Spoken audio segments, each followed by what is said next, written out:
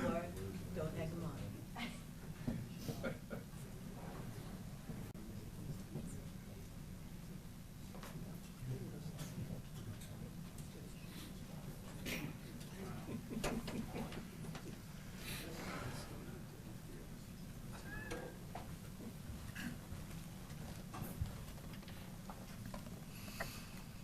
Ladies and gentlemen, good morning, and welcome to the presentation of the 2024 Zachary and Elizabeth Fisher Distinguished Civilian Humanitarian Award.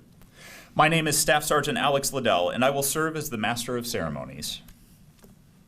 With us today are distinguished leaders from the Department of War, the Military Services, and the Fisher House Foundation.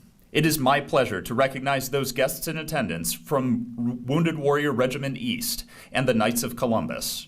We also offer a warm welcome to our awardee, Mr. Gudis, and his special guests.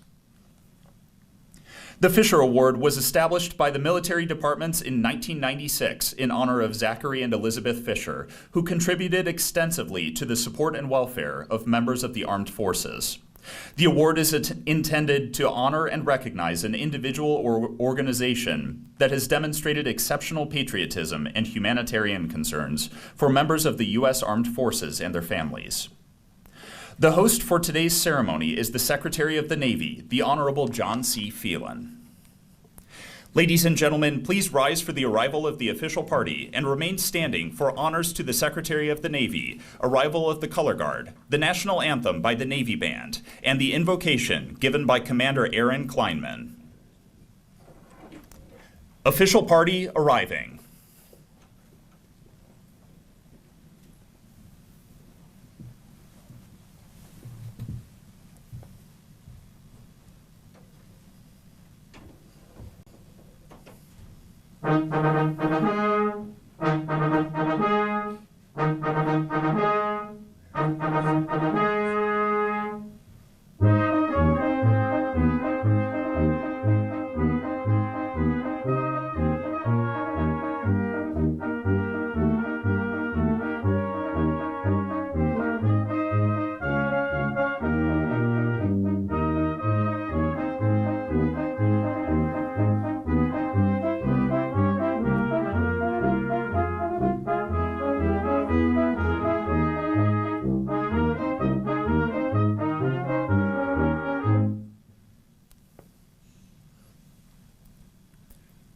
Color Guard, advance the colors.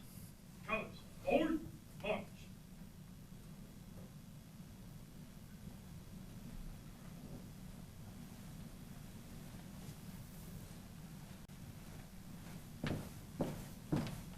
Colors, halt.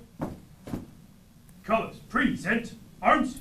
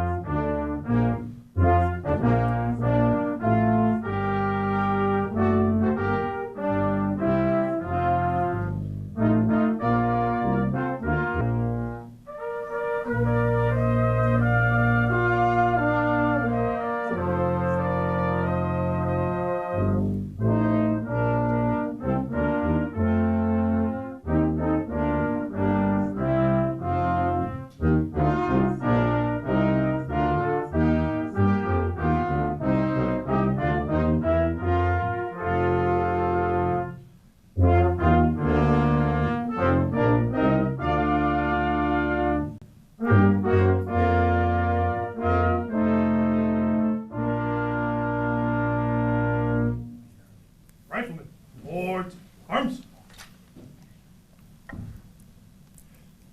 Color Guard, retire the colors. Riflemen, to the door.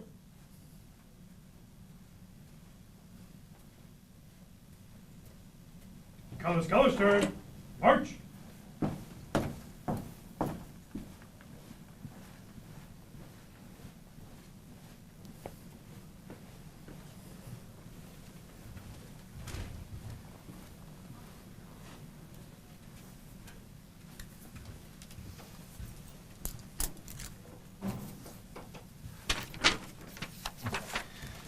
Let us pray. Master of Legions, we ask your blessings on all gathered for today's ceremony, where Mr. Richard Gudis will receive the Zachary and Elizabeth Fisher Distinguished Civilian Humanitarian Award.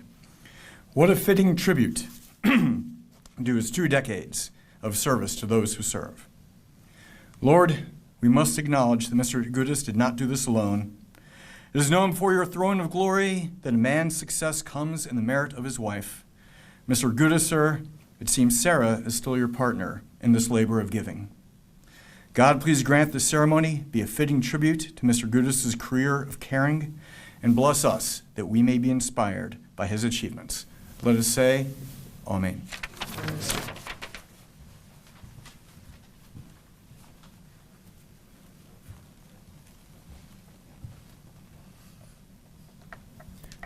Thank you, Commander Kleinman. Ladies and gentlemen, please be seated.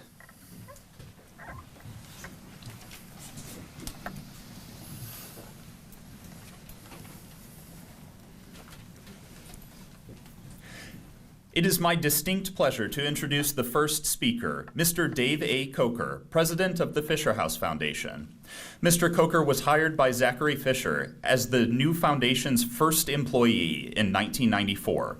He has spent nearly 30 years working with the Fisher family, the Department of War, and Veterans Affairs leadership to build new Fisher houses and grow the quality of life programs of the foundation.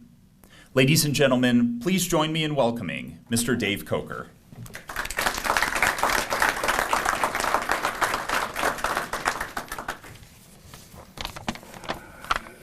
Secretary Phelan, Mr. Gudis, and members of the Gudis family, distinguished guests and friends. It's always an honor to be invited to the Pentagon, and that holds true especially today. Zachary and Elizabeth Fisher were committed to improving the quality of life of those who serve their community and their country. They were always grateful for the opportunity to live in a country where you could enjoy the freedoms so many in the world never know.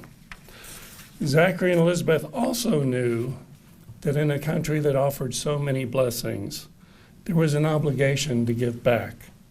When they learned of a need, they worked hard to be a part of the solution. They were grateful for the opportunities they had to give back to our military, and I'm proud to serve in an organization to continue that legacy. Mr. Gudis, I want to thank you for your efforts on behalf of our military.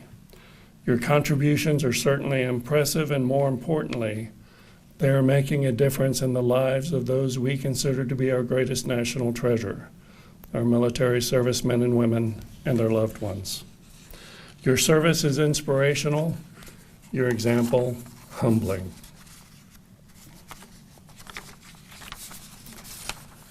I remember when Zach received the first award.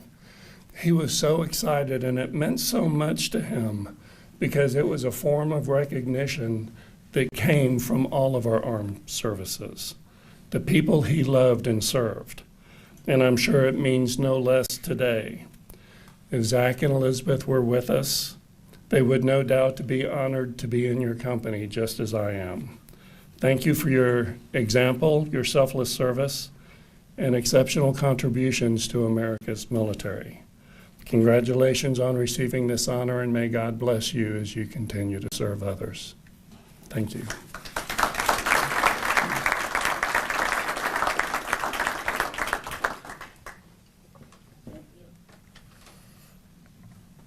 Thank you, Mr. Coker. It is a distinct pleasure to introduce the Assistant Secretary of the Navy for Manpower and Reserve Affairs, the Honorable Ben Coleman.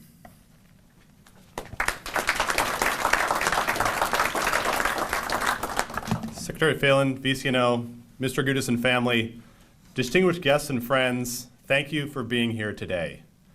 It is an honor to join you as we gather to recognize an extraordinary example of generosity and patriotism. As we've heard, the legacy of Zachary and Elizabeth Fisher reminds us of something deeply important. While the strength of our armed forces rests on the courage of those in uniform, it is sustained by the citizens and communities who stand behind them. This ceremony celebrates that very spirit. The Zachary and Elizabeth Fisher Distinguished Civilian Humanitarian Award is a joint effort across the department.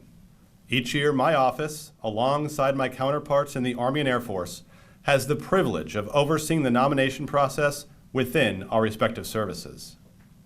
This process begins not here in Washington, but at bases, posts, and stations around the world. A call for nominations goes out, and leaders at every level are asked to identify the civilian volunteers in their communities whose work truly stands apart. The submissions we receive are powerful testaments to the goodness of the American people. We see stories of tireless volunteers, generous humanitarians, and passionate advocates. From that impressive pool, each service undertakes the difficult task of selecting a single nominee to represent our entire branch. Here in the Department of the Navy, my team in the Office of Manpower and Reserve Affairs works closely with Navy and Marine Corps leadership to review the candidates. Our role is to find the individual who doesn't just meet the criteria, but who truly embodies the personal, hands-on commitment of the Fishers. This year, one story of unwavering personal dedication truly captures the heart of that mission. Today, we recognize the Department of Navy's nominee, Mr. Richard Gudis. When we reviewed his nomination, what stood out to us was not just his willingness to give, but his determination to connect. In an era when support can often be remote, he made it his mission to be physically present. He has personally delivered comfort and hope to our wounded, ill, and injured Marines and sailors. He has shown up again and again, ensuring those in recovery know they are not forgotten. This is what selfless service looks like.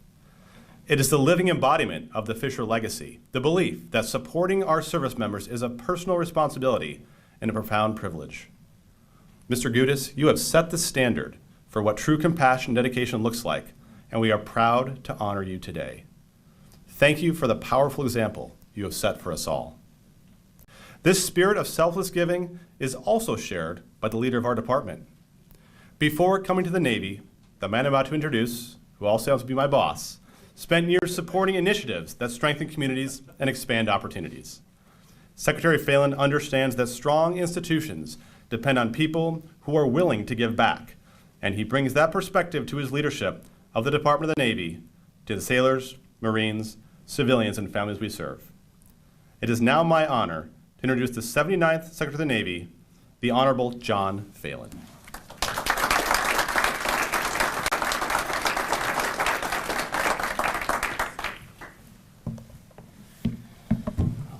Good morning.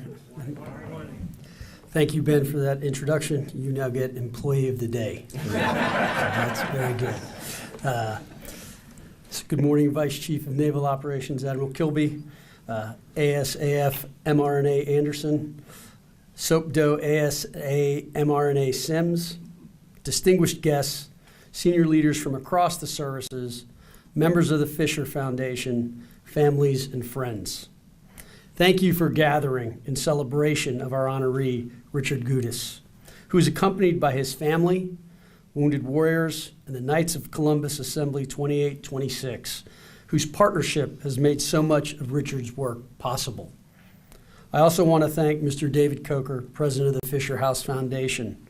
It's an honor to gather in the Hall of Heroes, a place that bears witness to extraordinary acts of courage and character, to recognize a different but equally powerful form of service, philanthropic leadership in support of those who wear our nation's cloth. Each year, the secretaries of the military departments come together to honor a civilian whose compassion, patriotism, and selfless dedication embody the legacy of Zachary and Elizabeth Fisher. This award recognizes work that endures, the sacrifice behind it, and the example it sets for others. The quiet, steadfast service that strengthens families, sustains morale, and reminds every sailor and Marine that the American people stand with them. Zachary and Elizabeth Fisher understood a simple truth. The strength of our military does not rest on our ships, aircraft, or weapons alone, but in the sailors, Marines, soldiers, airmen, and guardians who serve, and the families and communities who step up when duty calls. When a young sailor or Marine is medevaced from a combat zone, or a service member's child needs a care at a distant medical center, the Fisher legacy ensures they have a home away from home. Zachary and Elizabeth Fisher's vision created Fisher House, which are havens of comfort, dignity, and care, so no military family faces hardship alone. Their spirit of generosity lives on in the people we honor today. Whether building housing, expanding medical outreach, or offering critical support to veterans and their loved ones, their work reminds us that service to our nation takes many forms. This year, the Department of the Navy has the privilege of hosting the ceremony. On behalf of the men and women of the Navy and Marine Corps team, I want to extend deep gratitude to our partners across the Department of War, to the Fisher Foundation, and to the many individuals who continue to carry forward Zachary and Elizabeth's legacy of devotion to service members and their families. Within the services, we say we take care of our own. The Fishers live that creed in civilian life. They prove that patriotism is not confined to the battlefield. It is reflected in every act of kindness that eases a burden, in every effort that restores hope, and in every moment that strengthens the bond between our military and the nation it defends. Because service is a family commitment. The care we extend to families strengthens readiness, preserves combat power, and reinforces the trust between those who serve and the nation they defend. As we celebrate today's honoree, let us also remember the broader lesson of this award, that security is built not only on deterrence and readiness, but on gratitude and compassion. It is the character of our people, uniformed and civilian alike, that keeps America free. This year, the Department of the Navy is proud to recognize Richard Gudis of Timonium, Maryland, whose life reflects the very spirit of service this award was created to honor. Richard Gudis has served this country for more than 75 years, not in a single chapter, but across a lifetime. He enlisted in the Navy at 17, rose through the enlisted ranks aboard surface ships and submarines, later commissioned as an officer, and ultimately retired as a lieutenant after 28 years of naval service. For Richard, wearing the uniform was never the full measure of his commitment. It was simply where it began. After leaving the Navy, he spent nearly 2 decades at Electric Boat. We could use you back there.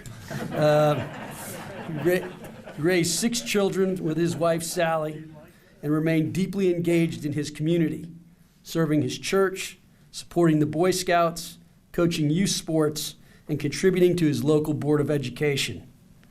Then in 2014, well into his 80s, Richard saw junior enlisted wounded warriors at Camp Lejeune and decided their needs was not someone else's responsibility. Together with Sally, he began raising support from them and never stopped. Today, his efforts continue to support service members and their families at Cherry Point, New River, MARSOC, and SOCOM. Richard Gudis is 98 years old, a sailor who never stopped serving. For all of us, our most valuable and precious asset is time. We are deeply grateful to those who choose to devote their time to the service of others. Richard, thank you. Thank you for your example. It reflects the finest traditions of service. You have given back more than you've received, lifted others without seeking recognition, and in doing so, embodied the very best of what it means to be an American. Zachary and Elizabeth Fisher once said that the measure of a nation is how it treats its heroes. By that measure, your work keeps our nation strong, compassionate, and worthy of the freedoms we cherish. Congratulations, and thank you for keeping the faith with those who serve and for helping ensure that the values we defend abroad endure here at home. May God bless all of you, our honoree, and the Fisher Foundation. May God bless our United States of America and the armed services team that defend her. Thank you.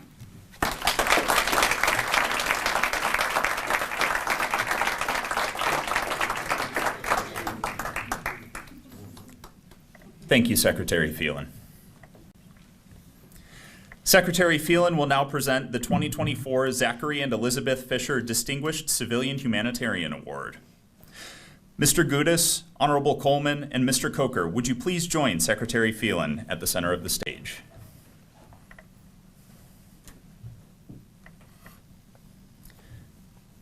Ladies and gentlemen, please rise for the presentation of award.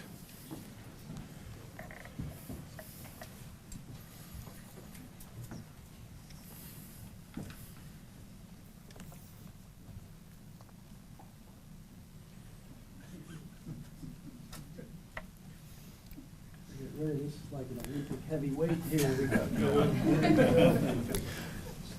I will now read the citation.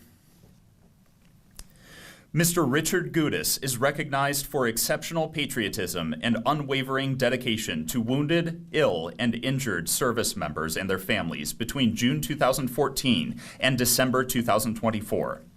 He transformed the lives of hundreds of Marines, sailors, and their loved ones by leading the fundraising and distribution of over 190 Marine Corps Commissary gift cards valued at over $65,000.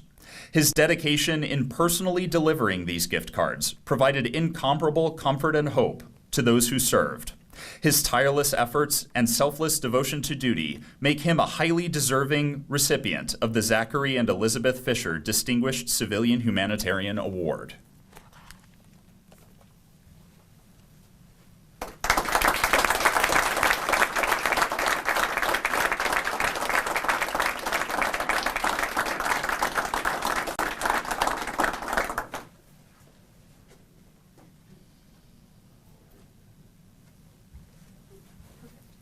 On three, gentlemen. 1, 2, 3. Perfect. Thank you so much. Secretary Phelan will now present the framed certificate to Mr. Gudis, which is signed by the Honorable Dan Driscoll, Secretary of the Army, the Honorable John C. Phelan, Secretary of the Navy, and the Honorable Troy Mink, Secretary of the Air Force.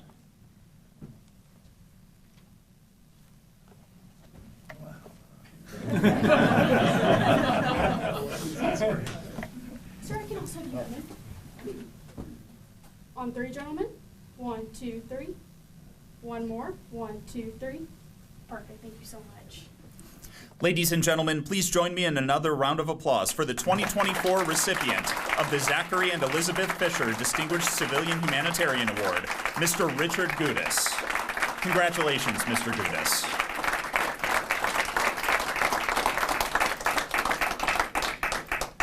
Thank you, Secretary Phelan. Ladies and gentlemen, please be seated.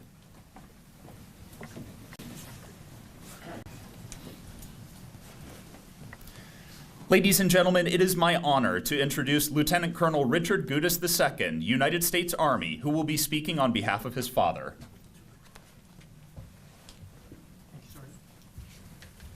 Good morning, Secretary Phelan, distinguished guests, my family, and the Knights of Columbus. One of my favorite stories that my mother ever told me is about the early days of our family. She and my dad and 3 sisters were returning from Formosa. My dad had enlisted in 1949, and he met my mom in the 50s, and they started a family. They started with my sister Claudia first, and they went over to Formosa, Taiwan. And on their return trip, they were on a troop ship.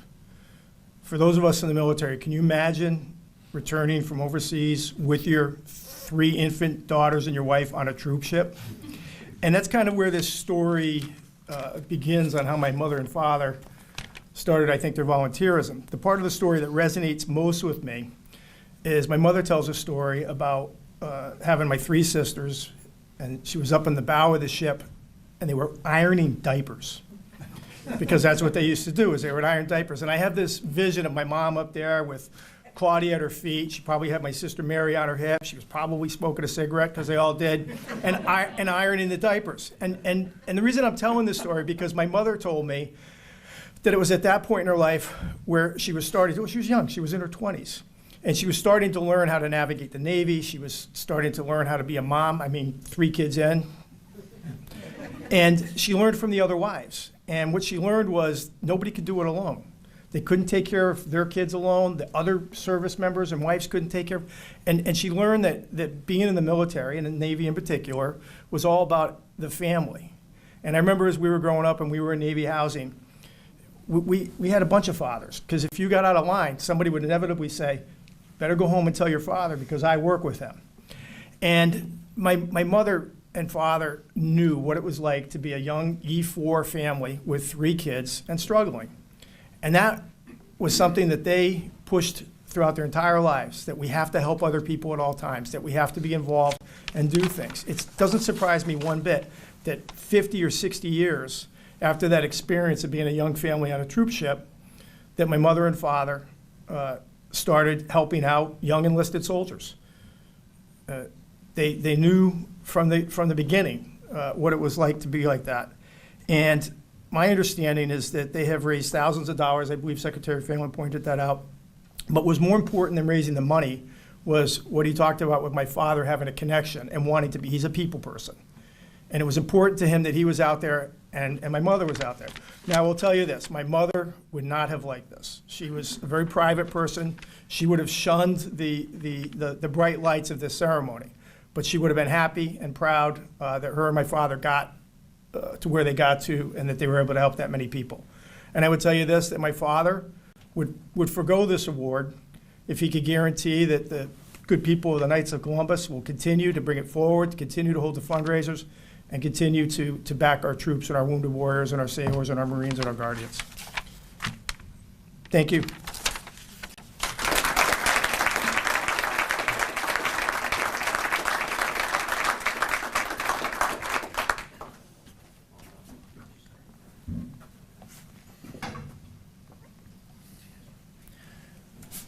Thank you, Lieutenant Colonel Gudis. Ladies and gentlemen, the ceremony will conclude after the departure of the official party. Please join us for a reception in the rear of the Hall of Heroes and to offer your congratulations to Mr. Gudis. Ladies and gentlemen, please rise for the departure of the official party.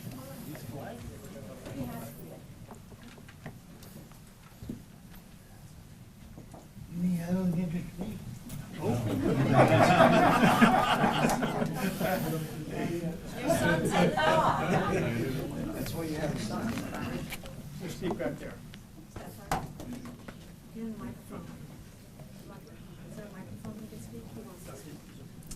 There's not, ma'am. Let them help you down. What am I supposed to do? That one. Oh, you? Turn the fork, Dick. Hold on to the railing. Yeah. That's all right.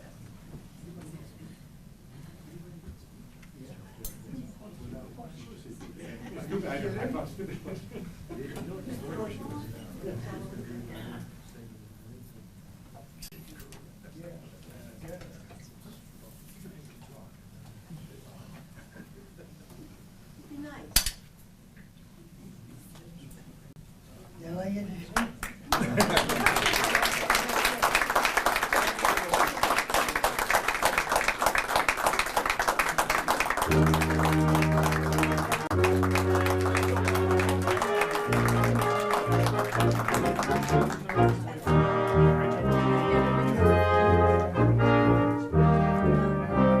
Ladies and gentlemen, please join us for the reception.